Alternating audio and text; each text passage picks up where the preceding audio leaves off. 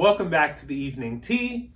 I'm Aaron, this is Anila, and tonight we'll be talking about trying new things, the risks versus rewards, and any other divergent topics that we get onto. So with that, let's get into it. Okay. Trying new things. Yeah. This is a new thing we're doing. Yeah, podcast is new. This is brand new. Hopefully we'll be doing this every weekday, or as much as we can, but this is a new thing for us for sure. Yeah. And for me, like, especially for you doing just to be on the camera is like really new, and like being okay with getting judged is a lot. Yeah. And but the reward is to be a rebel. There you go. Yeah. I was going to say greater. Obviously, if you're here. Yeah. The reward is greater than the risk if you're willing to try. Yeah. I don't know. Like, this is like really new, and I don't really know how it's testing out the waters. Yeah. It's like a little bit. There are like a lot of risks, like mental health related, and because we are not experts in any of the topics we talk about, it's just like our opinions, and there's like opinions are different. Yeah, there's a whole internet of people out there that are gonna potentially say things or think things that are totally opposite. But I mean, I guess the only choices you have is trying new things or be happy with what you are doing, I guess. So I feel like a lot of people do a lot of things. There's like two arguments where it's like you work really hard, then you'll make it, and another argument is if you have skill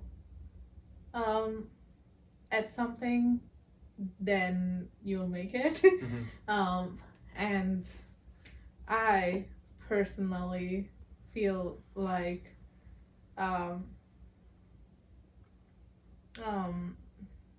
a lot of skills are learnable.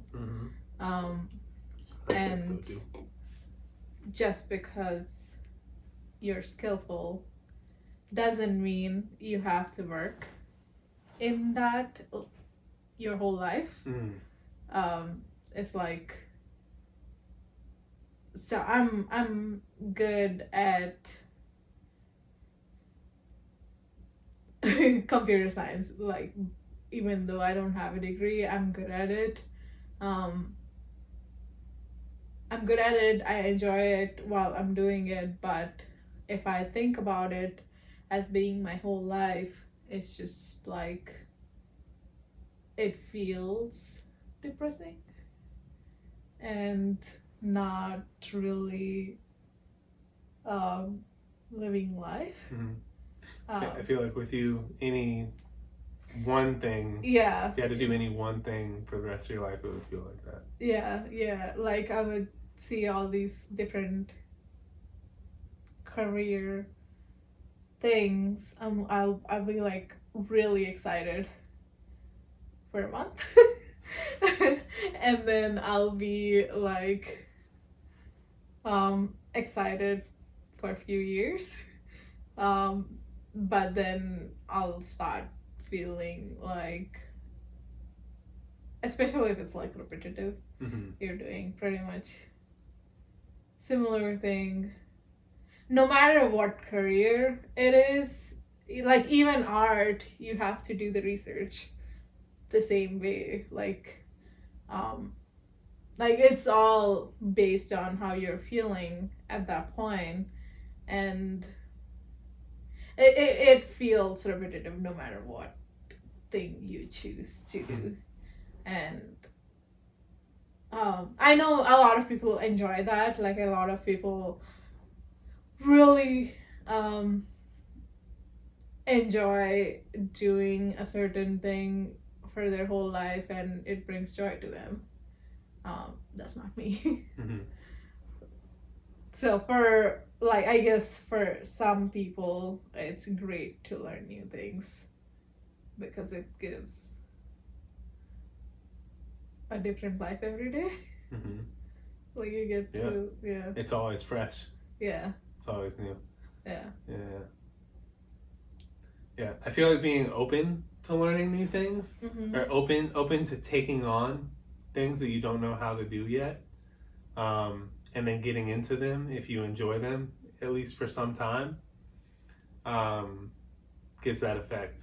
Mm-hmm. To where it's always fresh, and you'll, I feel like with the outlook too, you might find happiness with what you're doing, at least.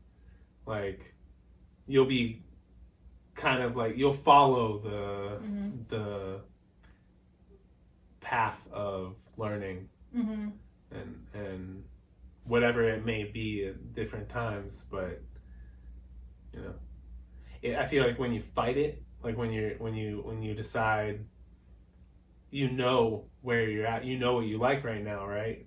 I do. I mean, you know you like learning. Yeah. And if you fight that and you decide, I'm going to just do what other people say I should do and just do one thing for the rest of my life, that's my career, you'd be so unhappy in a few years, like to the point of like burnout in a few years. You could not go on. Yeah, there's just different people are different, wired different. I think I also wonder if I chose a career which is more meaningful, would I like, with like longer hours, dedicated hours needed and stuff, like being a lawyer,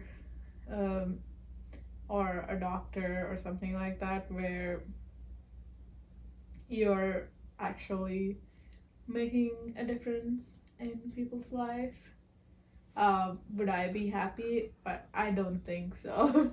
Well, but yeah, it's I guess it's to each its own. I won't be happy no matter how rewarding it is. I think though that's also maybe in your search for finding your own purpose or your own meaning in life, you've kind of fallen into the idea, which most people do, that like doctors and lawyers, public service people that's the most helpful, the most rewarding job. But like it definitely spreads out. Like for example, your career or your profession is I don't know if we should get too like personal with like exactly what you do, because you know, we don't, no offense, but who knows who's watching, and like we don't want to give away too much information about like your workplace or whatever. But we can say you're in open source, and that is a meaningful thing for yeah, but mostly like I know it's used in meaningful ways too, but the way people make more money is when they automate stuff for just businesses, and that a lot of products, like everyone uses it and it's really useful to have the products and helps us. But I do you remember this show? I don't know, I've watched this video. It's not full show, but I've shown it to you, where it's like when like refrigerators started or dishwashers started, it's like a parody or a meme kind of thing where he's like, I think it's a show. I don't know, but whatever. Don't quote me on this. Yeah. There's this shopkeepers who are like, what does this refrigerator do? Or what does this dishwasher do? And the people ask, what does this dishwasher do? And they say, oh, it will help you do your dishes quicker. You don't have to do anything, you just put your dishes in there and then it cleans it for you. And then they ask like, how much is it? And then it's like when I think it's like their month's salary or whatever, like more than a month's salary or whatever. And then they're like, how am I going to pay for it? And then you take EMI. And then because you take EMI and you have to pay for that extra thing, they'll have to work more in the factory or wherever that's being produced or whatever.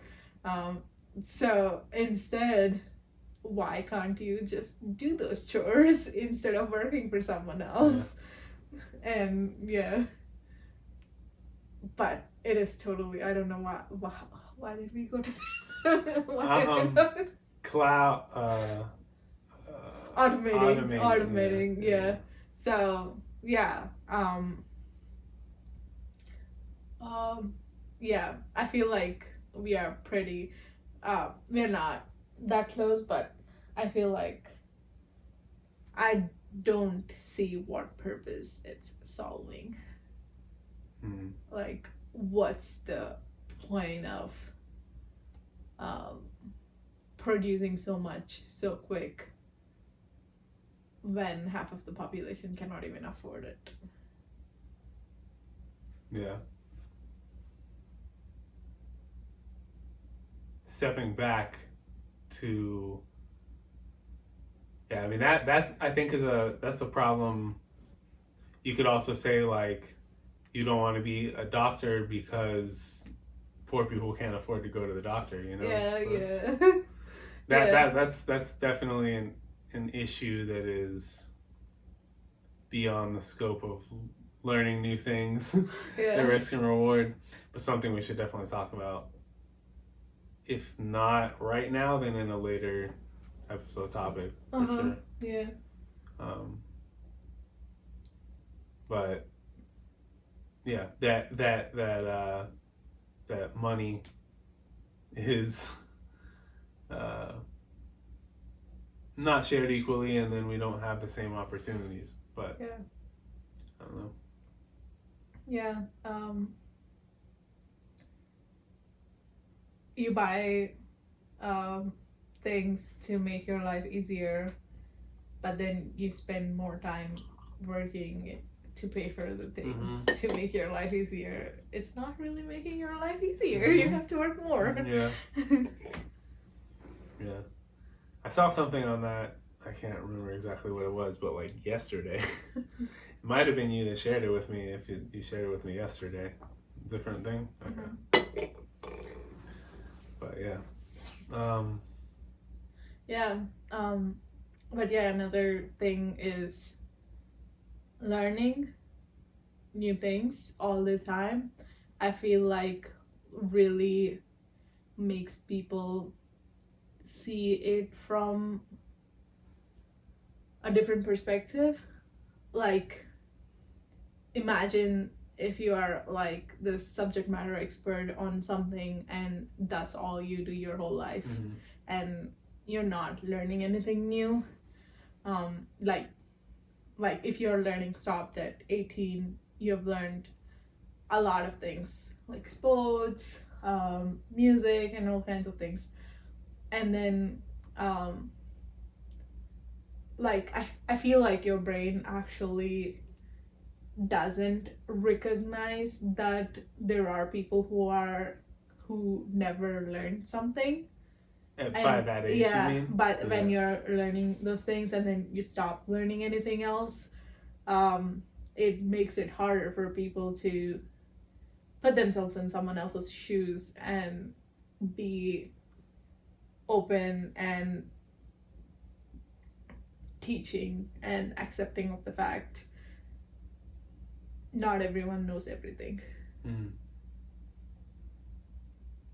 Yeah. Actually,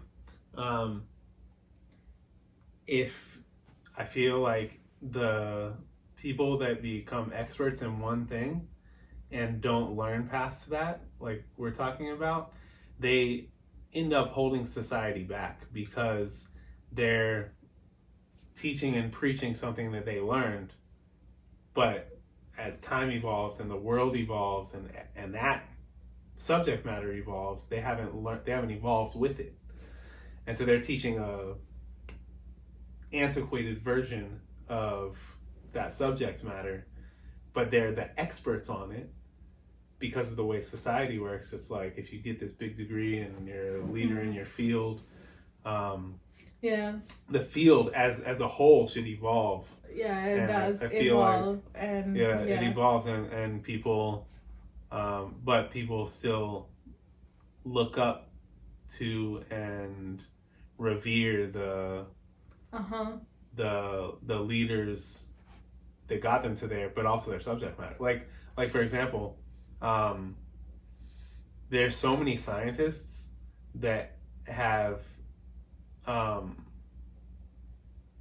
discovered and invented, I guess you could say, new things since Einstein, right? This is kind of a weird example, but because he was like the biggest guy at that time. But when we're teaching to like younger generations, at least this is how I remember learning about Einstein, is that he knew everything. Like he was the genius. Yeah. And so then I grew up and I was like, okay, so I want to be like that, but in everything I do, I want to be like Einstein. But if I was a scientist going into that, I feel like I probably would have been basing a lot of my theories and research on Einstein's actual research, when really that might be completely outdated. Yeah, like his feel theories and stuff are probably not outdated. I mean, a lot of his theories are still valid. Yeah, but maybe like there's lower like level extra stuff evolved past that. Yeah. I know there are like basics you need to learn. Yeah, but yeah, another thing about that is culturally too. One, like if you are at a stage where you're open to, you can recognize that people have different levels in different things. Like age doesn't define how good they should be at something. Although experience does help recognize some patterns which you see every day better, but experience alone without learning doesn't do much. Like for example, the 60 or 70-year-old person who is, their one claim to listen to me is that they're 60 or 70. Like they didn't do anything, they didn't like learn anything, they don't know much, but they have that experience of having lived to 60 or 70, and people should listen to them about everything. Yeah. The only reason I feel like anyone should listen to an older person is because of their experience. But if they don't adapt to the newer way of living, their experience is not really valuable. Right. I mean, there's also some things, I agree. There's also some things in common with everybody that lives to a certain age. Like every baby eats, right? Every human eats. So they have 70 years of eating that everyone that's 70 is aspiring to be older has eaten. So, and there's other things too, like emotional things that they've gone through, for most people have gone through them. But in terms of learning things, like even emotional things they've gone through is totally different from emotional things kids today go through. Oh right, yeah, that's true too. Yeah, that's true. So there is war back then, which basically people know it's dangerous, and people don't expect their own country people or their own people from their own team to kill them. But today there is this another kind of like violence stuff, which you don't know where it's gonna come from. Yeah, kids are scared everywhere they go. And it's not just kids, adults too. Everyone. Yeah, but I mean, I was. Yeah. Kids so emotional. it's like the trauma is probably same but also different. And bullying is really bad. Okay, let's not diverge into that. It's just like what I'm trying to say is the experience is different. Okay, yeah. I mean, yeah, there's, I guess I could say there's similarities. But, I guess what helps, but that is like considering age groups. I feel like you get more mature as you age. But if you can't let go of your ego, then basically you did not mature. Maturing comes with learning. Yeah. Being open to learn. Yeah. And being open to be the beginner at whatever you're learning. Yeah. No matter your age. Yeah. Yeah. Yeah. A lot of like imposter syndrome, I feel like, comes from people going to college and then graduating and feeling like they know a lot, but in reality, in like actual work experience, they have to learn a lot in like enterprise level, and I feel like that causes imposter syndrome. But if you're constantly learning new things, you will realize you can never master anything, and it probably will help your imposter syndrome a little bit. Yeah, that's something that's great to what's it called? Take in and make a part of, I can't remember the word, but to make a part of your psyche that it's okay to learn something new. Yeah. It's good for a lot of things, including imposter syndrome. It's okay to not know. And there is nobody in the world who knows everything about everything. Right. Not even close. Yeah. Yeah. You can't. I know when I was a kid, this is like my dream to be like the Renaissance man kind of thing with like 1 million degrees and million Me too, jobs and stuff. Yeah. Not million. I want to know everything too. Yeah. But I guess with experience and age, you realize you can't know everything. A lot of people probably don't realize that they can't know everything. A lot of people probably think they know everything. I know a lot of people think, I at points thought that I knew everything about everything. Yeah. And then had this wake up one day where I'm like, wait a second, I don't even know what the person next to me ate for dinner the night before. I don't know what they think. I don't know what they've been through. I don't know what it's like to go through what they've been through. That's just the person next to me. Mm-hmm. What about all other 8 billion experiences Mm-hmm. just of humans? Mm-hmm. What about all zillions of experiences of different animals? And Yeah.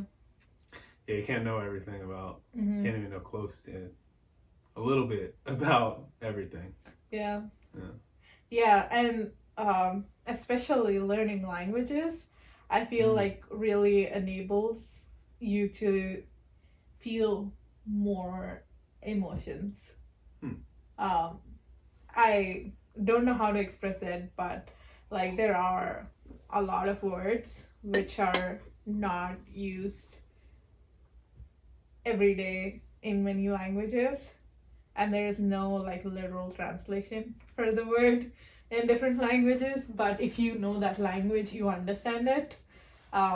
So that is like in itself is like experiencing life in to different extent, like Yeah.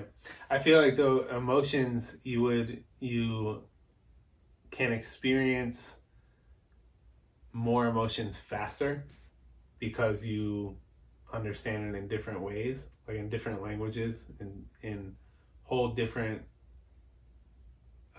frame of mind. You understand these experiences, so you have the emotions quicker.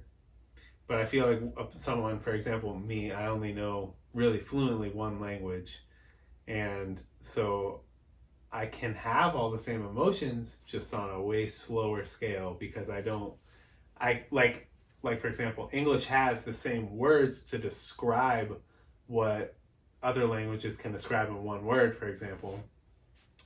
So like someone who, like for example, you can speak 4 languages or understand and speak 4 languages, so you you can think of an experience in many different ways. I can only think of it in one way, which means I have to like trudge along through the experience to really wrap my mind around it, right? Mm-hmm. Whereas you can be like, okay, I get it. Yeah.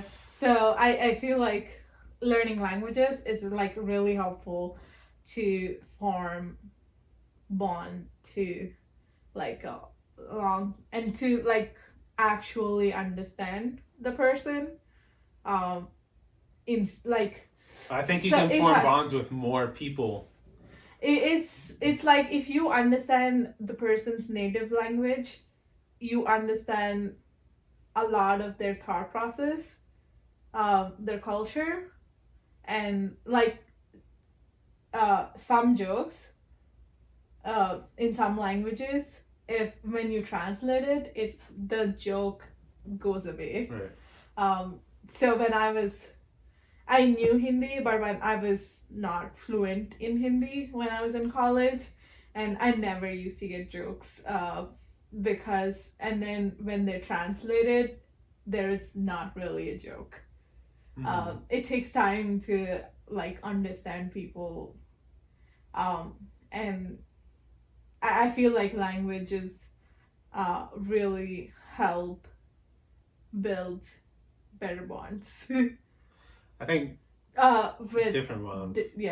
With wide range of people. Yeah, you can build a better bond with more people. Mm-hmm. You can also build probably a bond with more people at one time Mm-hmm. than, for example, me. Like I have to walk through those emotions, trudge through them with just one person at a time. It takes a longer time to really like bond with that person.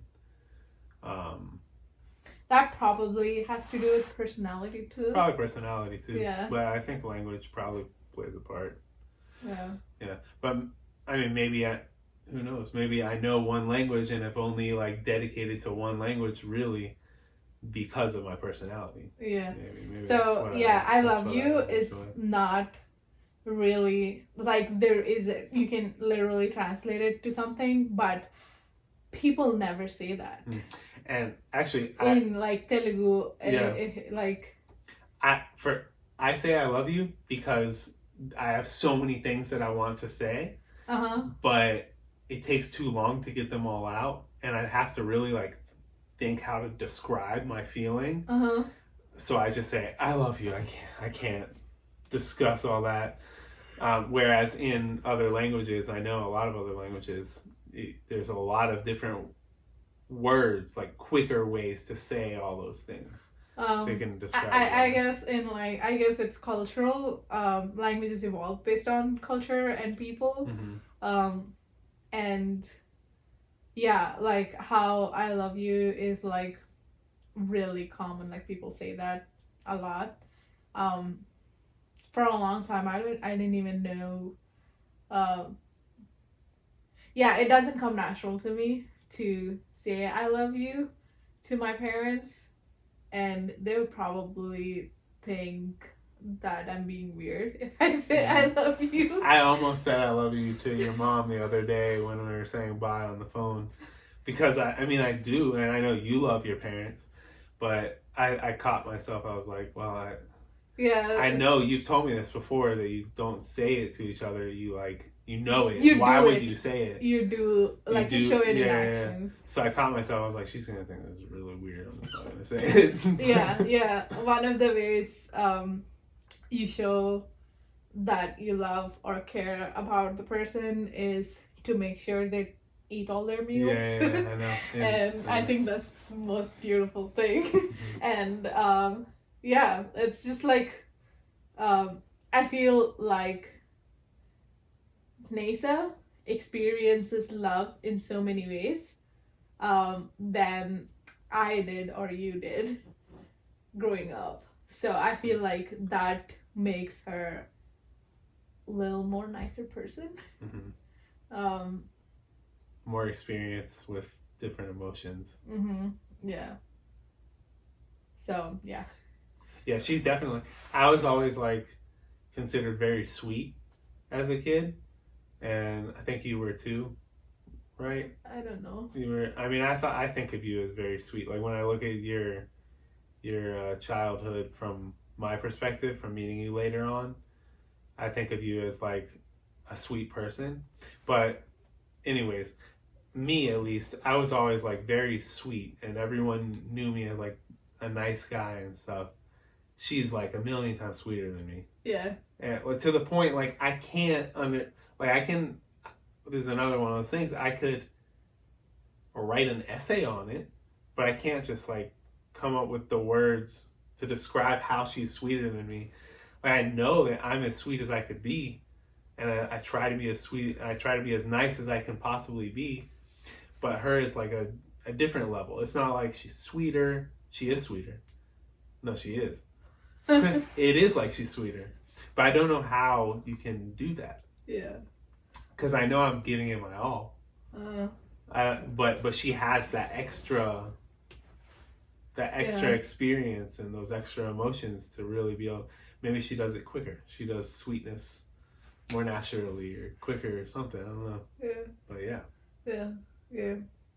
Yeah. Basically, like, I feel like you can learn anything if you put your heart into it. Mm-hmm. For me, I can only put my heart into it if I'm like really excited about it, and if I'm just repeatedly doing the same thing, I really stop putting my heart into it. And then I guess that's the burnout, and you need to figure out other ways to put it. Like there's always something you can do better. You should never be complacent. Like, so you might have a way of doing something like budgeting or whatever, but if you think you're doing it the best, you're never going to learn better ways to deal with it, better ways to invest your money, or better options for whatever you're doing. Yeah. And how do you know that you know it all? There's no measurement that you can possibly look at and be like, okay, that says that book on this topic says that I'm the best I could possibly be. There's no way to know. You have to keep trying to learn. There is like a million books, seeking. and each talking about different things. You will be good at, after reading a book, you'll be good at something as much You'll have as the experience. writer Yeah. is. Not Or as even- much as the whole topic is. Well, also, if you come to it knowing something already about the topic, or like say you're an expert on it, right? You're as expert as you could possibly be, you think. And then But you there read is someone who's always- like a beginner at it. Uh-huh.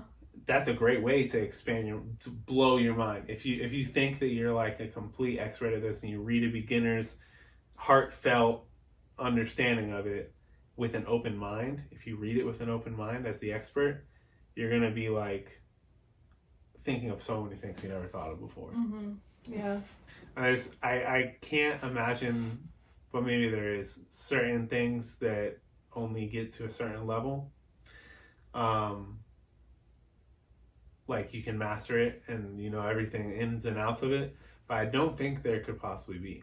Mm-hmm. I cannot think of any profession where you learn it and stop, and then you're going to survive your whole life. Nothing. Even like I've been thinking of like the difference between software engineering and automotive mechanics. There's always And- new things coming up I everywhere. I was thinking like software engineering. In engineering, there's like, you know, it's fresh and new, so there's obviously so much new stuff, new inventions and new ways of going about things. And I was thinking, well, working on my car, there's like a rule book and you like follow it and you do this and that's how it works. But if you only have that car. And still it doesn't even work like that. I've been looking up for the jobs that I'm trying to figure out on our car. I've been finding like so many ways to do the same thing, like different ways to go about it. And also there's like know-how, like if you come across this situation, a lot of it is, it's like computer software engineering. It's like, there's no way to make this work by the rule book. I have to figure something out. Mm-hmm. Yeah. Even there's in always mechanical like stuff, it's there's weird, always it's, edge case where everything you know goes out the window you just have to because figure it out. yeah, Invent something. whatever the reason. Yeah, that's how inventions happen. If you are comfortable, there is no new inventions happening. Yeah. Yeah. I feel like, yeah. I mean, I guess at a certain level, like if you're, say, like a auto mechanic who's 50 years old, 60 years old, who's worked in that field their entire life on one kind of car, they can say, like, they can know anything that might happen. But there's new cars, and if you are if you can niche yourself in a right way, like I'm only going to work on these antique, really expensive cars, then you'll probably be fine. But still, as those antique cars become antiques, things have changed about them. Mm-hmm. Like, they're 50 years old versus a brand new car. There's so many differences in it. Mm-hmm. Yeah, learning and pushing yourself to do new things might be really scary. It is really scary. I am doing it and I know. And I suggest everyone should experience learning new things. Me too. Yeah. And push yourself to do it. Mm-hmm. Yeah. All right. Want to wrap it up? Yeah. All right. If you enjoyed this episode, give it a like, and we'll see you on our next evening tea. Have a good night. Good night.